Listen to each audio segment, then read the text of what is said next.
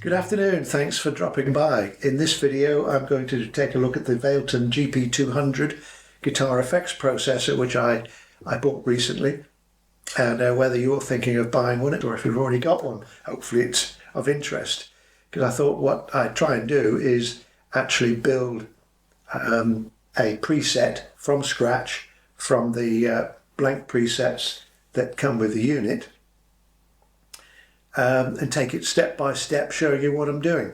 I've chosen the sound that I want to try and get a hold of, and that is Eric Clapton's beautiful guitar sound that he achieved on the John Mayall Blues Breakers album of 1966, commonly called the Beano album, because Eric was pictured on the front reading a Beano comic, British comic. And yeah, that was a seminal album in many respects. It was the sound that once various guitarists of the time heard it, they wanted to know how on earth did Eric get that lovely, fat, chewy, crunchy sound that sounded like he was playing live. Well, he was, because the band set up, as often was the case back in those days, as a band, as if they were on a stage, because there weren't multi-tracks to be able to do it any differently than that, and just play the songs they'd already been playing in their live sets. So the idea was to, in effect, capture for the record buying audience what it would have been like to go and see John Mayall's Blues Breakers. Eric had joined the Blues Breakers I think the previous March 1965, replacing a chap called Roger Dean. I've heard some of the tracks on John Mayall's first album, which featured Roger Dean. He's no mean blues player, but anyway, he left, and John Mayall had heard Eric playing a solo called Got to Hurry, which was on the B-side of the Yardbirds album, Yardbirds single, I should say, For Your Love, which was a big hit, but it caused Eric to lose a bit of faith in what the Yardbirds were doing, which was mostly Chicago blues up until that point, until Graham Goldman of 10cc and a very young, very able songwriter produced For Your Love for them, and it found its way to the Yardbirds, and the rest was history. So they had a big hit, and went after that, still bluesy, but probably more bluesy pop, broader appeal, psychedelic. So the Yardbirds achieved their place in history, but without Eric. What then happened was Eric eagerly took the job with John Mayall's Blues Breakers, because John Mayall was like the headmaster of the Blues College in the UK here, and he did that all his life until the chap died, I think at the age of 90, not a couple of years ago, almost producing more guitarists than you can shake a stick at, who then passed through the John Mayall band and went on to often to much greater things, particularly Eric Clapton and Peter Green, of course. Anyway, I digress. So Eric joined in 65, and he was only 20, I think, at the time. And then they spent a year on the road before recording the famous Beano album. So they did hundreds of gigs. I mean, they're a working band ploughing up and down the motorways of Britain, and just playing gigs at clubs, blues clubs.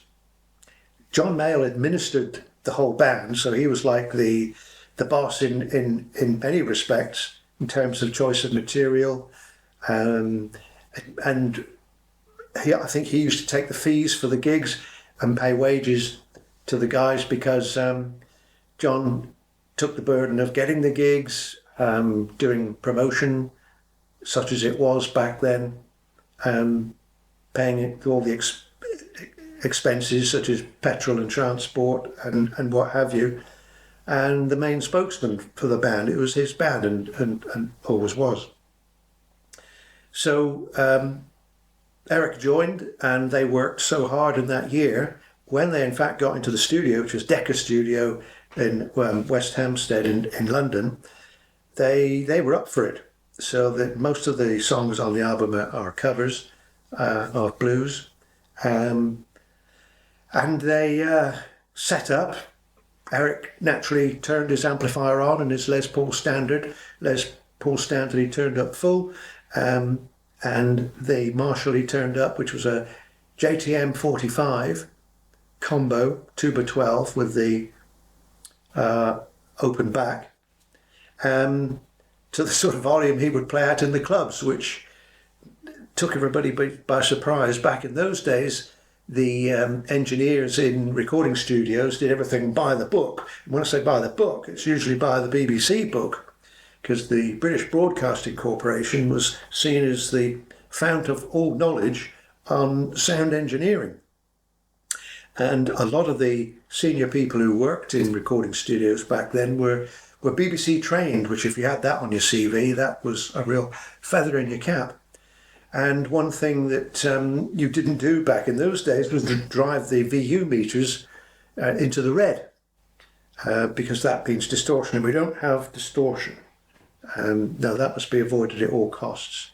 The engineer in this case, though, was Gus Dudgeon, who's had an illustrious career as a recording engineer, but at this time he was just starting out. He'd been a T-boy, which was the traditional role for the newcomers, who literally made tea for the artists and the staff in the studio, ran out and got fags and sandwiches and whatever that might be needed, and then often in the evenings or in downtime, studio downtime, one of the qualified engineers would then give the T-boy some hints and tips. So you'd serve an apprenticeship, and over, I don't know, 2 or 3 years maybe, you'd gradually work your way up until you were an assistant engineer. But Gus Dudgeon at 23 was the main man behind the desk for this particular session. And as I think his words were, after a bit of fiddling about with Eric's uncompromising, look, that's the way I play, and this is the volume I play at, because that's the sound I get and that's the sound I want. After a bit of fiddling about, he managed to capture that sound without having to turn anything down. Back then, I should say, there was not a plethora of distortion pedals. I think, because there was a fuzz box maybe, a Marshall Super Fuzz, but Eric's sound is not fuzz based. It's definitely just a driven sound from an amplifier, a Marshall, and that makes the guitar sound chewy, hairy. I don't know what else words to use, but you know the sound I'm trying to describe. So there it was, a seminal album, a milestone. I should say that over in the United States, Paul Butterfield had a blues band, and that chap had also discovered the wondrous sounds you could get out of a Gibson Les Paul into an overdriven amp, but he wouldn't have been using Marshalls at that stage. Marshall, of course, only started in the early 60s, so this JTM 45 was one of the very early models. There've been a few reissues since, so they call them the Blues Breaker, but obviously it wasn't a Blues Breaker amp at that time. It was a JTM 45 combo. Right, never mind all the history lessons, but all these things are very intriguing and interesting on how it started. And the next thing you knew, bands around London who were trying to figure out how to get that sound, a lot cottoned onto it, and so it's that nice brown sound that came out. It was also a manner of playing, I noticed. So there's a couple of videos that are interesting to watch. As Joe Bonamassa demonstrates amply how these guys played almost in an angry fashion, Jeff Beck, Eric Clapton, and their playing style was very aggressive, and so much so that in the solos, sometimes you can almost think, well, that's a bit out of tune, but it's not. It's the way they're bending the notes, and they get microtonal expression by playing in that fashion. But that's another story. So that's what I'm going to try and make a patch of. I first started, this might sound odd, but some of you might know what I'm going to talk about, and that's ChatGPT. I saw somebody online who used ChatGPT to get an idea of how to program a certain patch he was wanting to do in the Valeton. I thought, really? AI's come that far? How can it know about the Valeton? So I typed in, into ChatGPT, how can I get Eric Clapton's Beano guitar sound on the Valeton GP-200? And to my surprise, up came all this stuff, 2 or 3 pages worth, broken down in high detail of, in effect, how to get the sound. I did try out some of it. Some of it's not entirely correct, but as a basis for achieving that sound, I thought it wasn't too bad. It was pretty close, actually. But of course, ChatGPT doesn't know what guitar you're going to be playing it on. Best if it's played on, if you have a humbucker guitar, because your settings would have to be on the Valeton totally different if you were trying to get the Beano sound from, say, a Stratocaster or a Telecaster with single coil pickups. But anyway, how come I bought this? Well, I bought it to replace my aging DR880, which was a drum machine that Boss brought out in 1999. But although a first-class drum machine, and I think I got mine in probably 2010 or something like that, and up until last week, I was still using it. Not so much as a drum machine, but it actually came with a fantastic guitar processor, using what Boss called then COSM, C-O-S-M technology. And I've tried out various guitar effects processors in the years since, but none of them, even Boss, came close to what this COSM technology was in terms of feel. So I used it on a lot of my recordings because it was very versatile, and it's been discontinued many years ago, but it is in great demand. So second-hand ones, perhaps like mine, which I still have the box and the manual, go for a tidy sum on the auction sites. So I wanted to replace it though, ring in the changes if you like. Now I had experience with Boss FX processors when I bought a GP-200 back in 2012, primarily to gig with instead of using pedals. And playing in a covers band, I was able to program the thing so that every time I had to play a particular song and I needed a particular tone for that cover version, you just program it into one of the pedals and off you go. And I had probably 12, 15 different sounds going. I was never really happy with it and never used it in the studio because, like all digital equipment, even today, I have to say, there's a slight fizziness. Now, my hearing is shot to hell, but I can still hear or detect digital fizziness. Maybe my imagination, I don't know, but I think it's the nature of the beast. And if it doesn't bother you, it doesn't bother you. But so I never used it in the studio for recording. But it was useful to use in a live situation. But about 4 years ago, I went back to good old pedals, and the pedal board I'm currently using gives me all I need. I got rid of all that desire to emulate songs when you're doing a cover. The band that I'm with now, we just do it our own way. We rearrange the cover because we don't like playing covers slavishly when the audience is expecting you to nail the exact solo. And as far as you're concerned, yeah, here it is, I learned this. And it's just boring. It just doesn't leave you any room to stretch out. Anyway, so did I try any more FX processors? Well, yes, I did. I thought for replacement of the DR880 for use at the studio, I was interested in the Fender Tonemaster Pro. Pretty expensive, £1,359. So I bought that, and within 2 days I sent it back. Why? Well, I was foolish in as much as I thought, well, at £1,359, it must be so versatile as to be able to make the T as well. And it must be able to give me the sounds that I'm looking for. Alas, it didn't.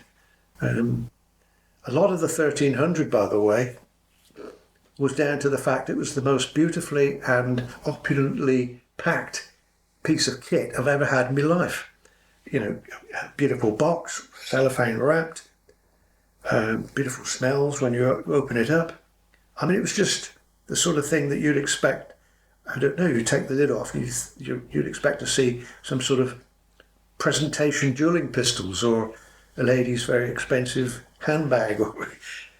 Totally over the top, totally unnecessary, in my opinion.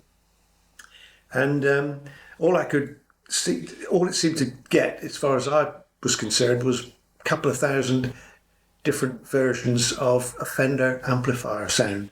There was one, what they call Brit Amp 1, and that was rubbish. So I sent it back. I thought, well, let's persevere. There must be now that decades have passed since I dipped my toe into this sort of thing. And I did my research again, hours on YouTube, blah, blah, blah, blah. I bought Boss GX 100, £450.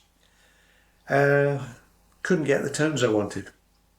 Sent it back within 2 days. And then I saw a video that Lee Anderson did not long ago. Not with his pals, Pete, not the rest, but on his own, singing the praises of the Valeton. So I thought, well, he ought to know.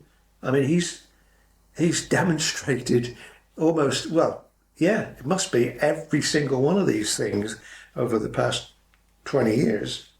And that was his choice. And at one point he mentioned the reason was he found it was just simple enough, or so we say, far less complicated, because these things, I guess they have to appeal to as many potential buyers as possible, so you get hundreds if not thousands of different sounds and opportunities, amps, pedals, impulse responses, for heaven's sake, and there's so many permutations. You could be here till the end of time fiddling around, and they can be. And then there's this current trend for touch screen.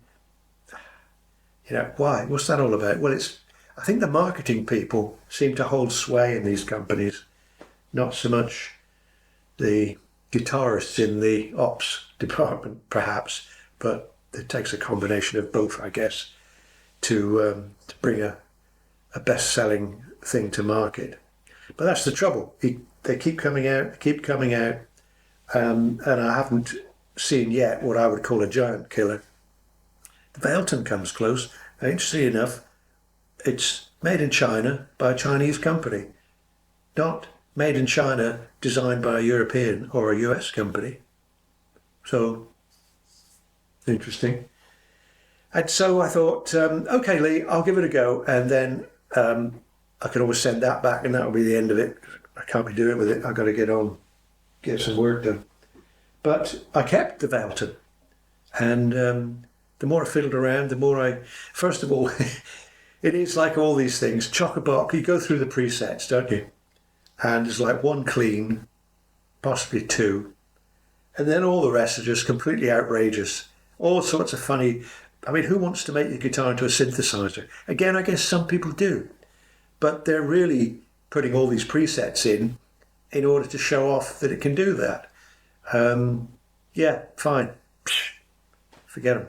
If you want to get particular sounds that you like, or something that you're trying to sculpt in order to put in a song you're recording, then my recommendation is start from scratch. You're far better off. I get fed up seeing these people who buy this kit, and Valeton's no exception. And people say, can anybody send me a patch of, I don't know, Steve Vai on album so-and-so track 5? What? Just do it yourself. I mean, it's lazy. And also, if somebody sends you their version of it, you'll load it up and you'll go, well, this piece of kit's rubbish. That doesn't sound anything like what I had in mind. So you need to work at it. You need to start at the base, pick an amp that might be close. You can audition a few. Don't get lost, though. Don't muck about for too long. And then perhaps some distortion, and your ear should tell you for the preset that you're trying to sculpt how much reverb you want, how much delay, if you want delay, and any other bits and pieces. And there are tools that I recommend you use, which is things like the noise suppressor and compressor. But we'll come to that. So great tools, these things, but like all tools, like the guitar itself, you need to understand its advantages, its limitations, and put some work in, dare I say. Bit old-fashioned there. So that's what we're going to try and do. Yeah, let's get to it.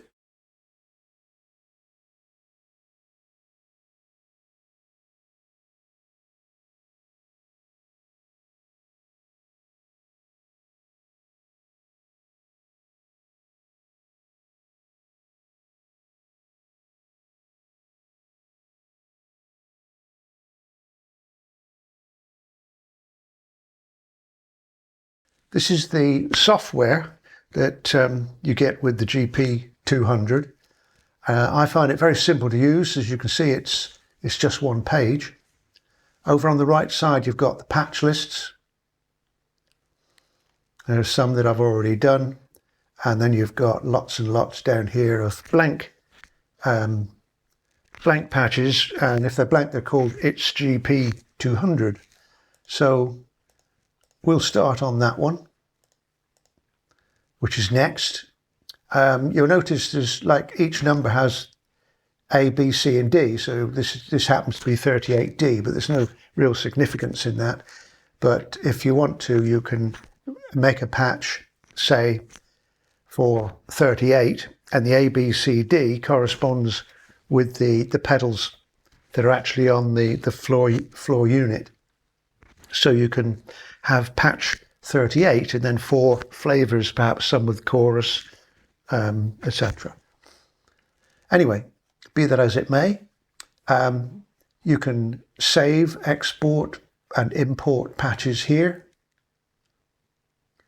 And well, why don't we just save this one now so we can give it a name, and then we know it's our patch. We'll call it Beano 1. And that turns up there. Oh, down here, if you like, you can put who designed the patch, and you can choose a style. You could put a note here.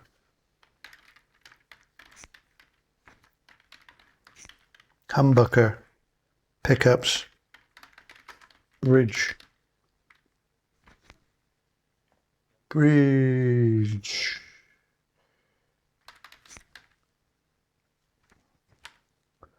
Oops, I've forgotten how to spell. That doesn't seem to scroll across there, does it? Bit of a software bug there. So you're typing, but you're typing off in an invisible area. So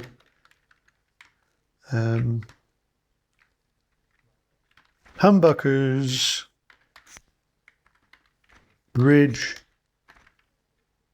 position. That's interesting. Save that again.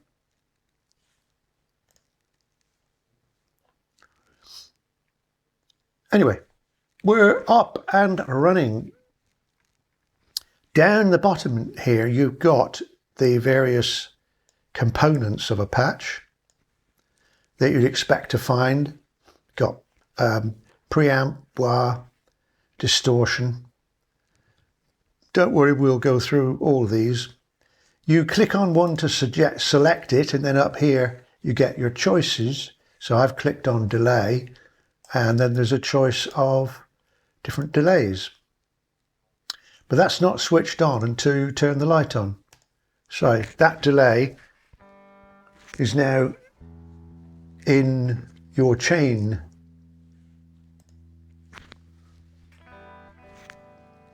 Believe it or not. So what I want to do first is to put a noise gate at the front. And that, let's turn that on. I mean, the noise gate then means it just chops off any extraneous noise that might have come in to the software from your guitar, basically. And I'm not going to explain what all these do. I assume that you know what a noise gate does. But let's see what we've got in the way. Oh, there's a choice of 3. Gate 1, let's just take gate 1 then. I don't know, let's put the threshold up a bit. It's all trial and error. You can go back on these. Okay, now what I'm going to do, because we haven't got much sound coming out here at the moment, I'm going to switch the amp on. So that's a bit better. Okay, so we've got pre, which is for a compressor. I'm going to put volume out of the way. I'll tell you why. And then we're not going to use it. That's for when you want to use the foot pedal to increase or control your volume up, increase volume or down. I'm not interested in doing that for this patch. So we'll turn that off. So whatever we program in here, whatever the volume is, that's it. I mean, you can tweak the patch if you want to turn that back on. But we will turn on pre, because that's a compressor. By the way, that's what the volume thingamajig looked like. But it's off. Okay. Lots of different compressors, all emulating, as you can see, and it always gives you a little write-up here for whatever you select. Some say where it's derived based on the famous da-da-da-da. So that asterisk probably means that's a copyright, a brand, and there's another, there was that registered brand. So they're giving homage to wherever the inspiration came from, or where they copied it from. So again, that's as good as any. I think you know by now what a compressor does. It just puts a bit of a regular ruler across what you're playing. So if you're playing a solo, basically, and you hit a particular note too loudly, if you put a compressor on, it squeezes everything down so it sounds more fluid, and only a little bit you need, otherwise everything becomes lifeless, because every note will sound virtually the same volume. So we'll probably leave, again, you try these and see how they sound. We'll probably leave that at 20, that at 30. I'm going to take the volume down a little bit. Attack 50, that's 50 out of 100, release. Attack is how speedy the effect cuts in, and release is how speedy the effect goes away again. We'll leave those there. Let's just move on to wah. So I'm not going to use wah, so I'm leaving that switched off. Obviously we don't need wah for what we're doing today. That comes on to distortion. Let's turn it on. Yeah, we can hear that okay. So we do want this. I believe Eric Clapton used a Dallas treble booster. I'm sure I saw that on the internet somewhere. That was an early pedal, although it wasn't pedal shaped, it was a box. I actually had one in the 60s. Can you believe it? Brian May's always played with one, Rory Gallagher used one, but they didn't use it to boost treble so much as put some drive into the signal that made then made your amplifier perk up and go into overdrive. Yeah, just a tale there. In the 80s, I realised I hadn't used this Dallas treble booster for 20 odd years, and I threw it away. Yeah. What would it have been worth now? Oh, I hate to think. So this is an emulation of the very famous Tube Screamer. And if you haven't had come across a Tube Screamer before, well, look it up. So we don't want a whole lot of gain. So I'm just going to take that right down. Clapton just had a bit of overdrive, but not so much that all the notes blend together, which you would if you were on a high gain setting. So you do need note separation, and you only need a whisker to give that nice chewy tone that Clapton achieved. I think we'll leave that volume on 50, which is same volume in, same volume out, more or less. And let's leave that tone there. That's seems about right. We can always come back to them. So if we go into the amp, well, that's based, as it says there, on a Fender Tweed Deluxe. And obviously the graphic looks like that, but we want something British and preferably a JTM 45. I'm willing to bet UK 45. There we go. Based on the Marshall JTM 45 normal channel. So that should suffice to emulate the 2x12 JTM 45 amp that Clapton used on the Beano album. So a little bit of gain on the amp. I want to put some top on because I think we're a bit lacking in top. Hang on. Yeah, we want chewy and throaty, but that's a bit dull. Let's whack this bass down to the midpoint to 21. That's better. Let's put the mids up. A lot of these sounds back in the 60s had very much driven mids. In fact, Peter Green, if you want to get a Peter Green sound, you'd need to whack this middle way up and the bass down even further. But I'm going to get it some more treble.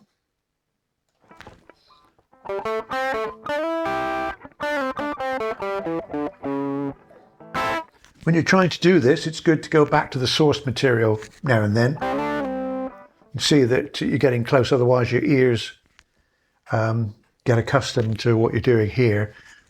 So by all means go back. I won't do it now, waste time, but let's live with that. See how we go.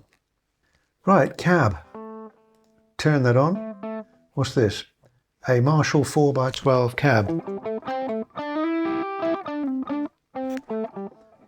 Not sure I like that. Not sure I like that. What else have they got in the UK? A 1x12. tuba 12, which should be close.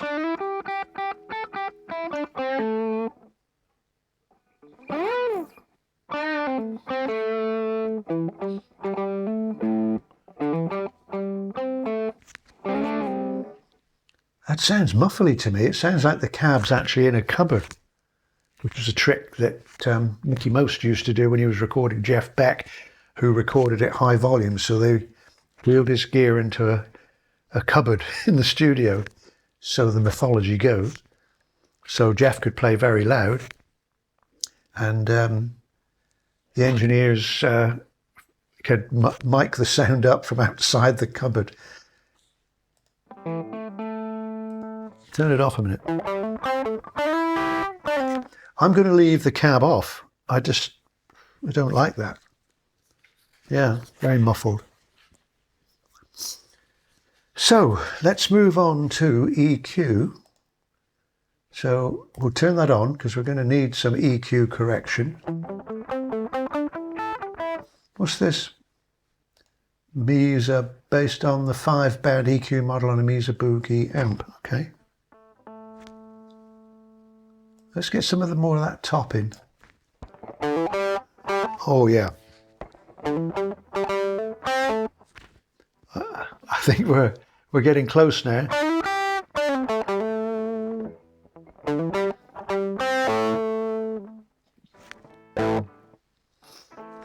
I like that. A little bit more. So let's. This is in the 2.2 kilohertz. I don't know what, I couldn't tell you what 2 and 6 kilohertz mean, apart from the fact it's further up the frequency range than these. That might be okay. So let's take some of this bottom off again, shall we? Perhaps get that one down to there.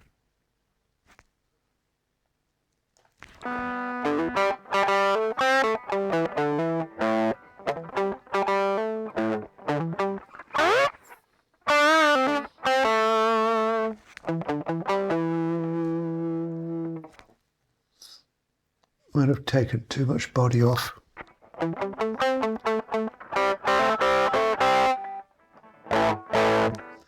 Okay, I'm quite happy with that. Modulation. We don't need modulation. I mean, if I turn it on, there's a chorus here. No, we don't need that. Not for this patch. Delay. Similarly, I don't think we... No, don't need that. That's fairly easy, isn't it? Reverb. Yeah. There was no reverb on the Marshall combo amp that Eric Clapton used on the Beano album. But in the studio, they would have added probably, that's room reverb, probably they would have added plate,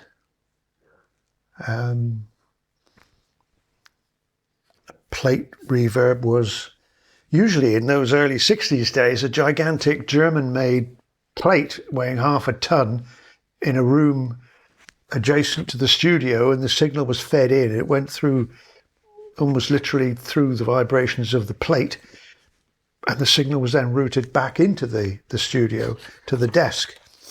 It didn't have things like emulations of plates. It was a big brutish plate. Spring reverb, which you get in amps. Let's just try. Not much there, is there? Let's put a bit more in the mix. Yeah, schoolboy error. Forgot to turn it on, look.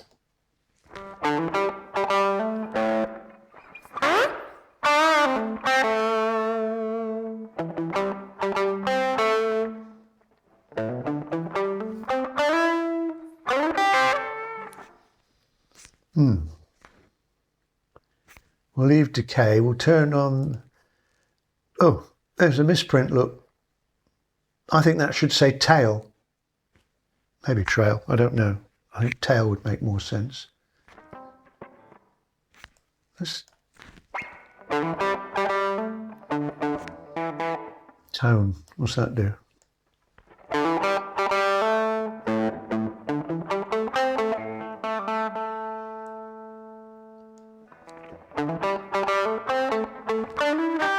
Not sure, but it sounds better at 100.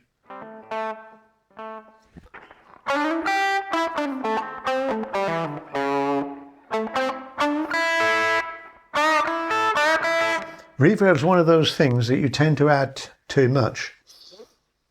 And you only notice that when you hear things played back, especially on vocals where you think extra reverb is going to make these vocals sound better, and to your ears, because it probably does until you play it back. So I'm going to take that down.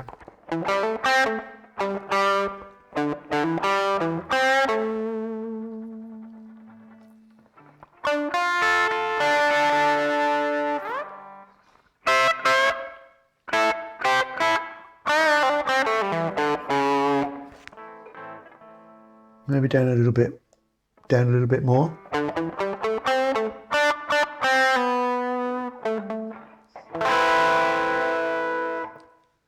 That's okay. So, I think that's probably it. I think we've got something. Let's save it.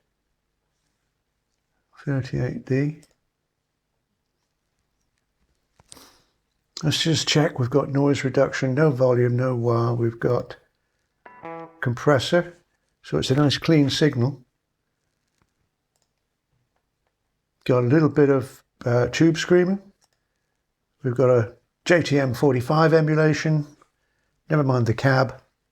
I mean, the cab might sound better turned on if you're using the pedal live. I don't know. But certainly for studio purposes here, to my ears, it sounds better off. EQ, no modulation, no delay. Okay.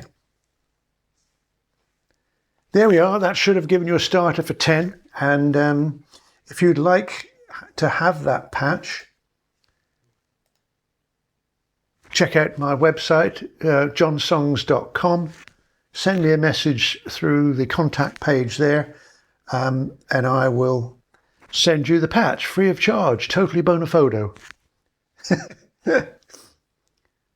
But I wouldn't bother if you've got, well, you might, if you've got a Strat or a Telly, it's not going to sound as good through single coil pickups, but it might give you a starter point once you get it into your Valeton GP-200, and then you can do any necessary tweaks, probably to take a whole lot of top off.